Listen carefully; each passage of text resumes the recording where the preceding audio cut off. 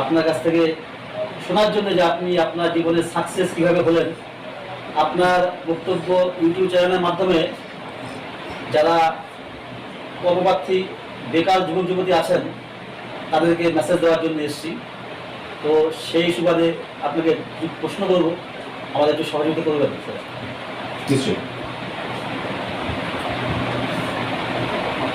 আপনি কিছু মেসেজ দিয়ে স্টার্ট করতে পারেন। ঠিক ঠিক।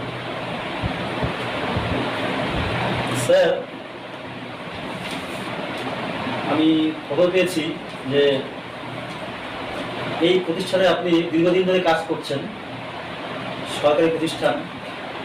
অনেকে তো ভাবতেই পারে না যে সরকারি প্রতিষ্ঠানে আজকাল এত উঁচু পোস্টে চাকরি পাওয়া যেতে পারে বেশভাবে।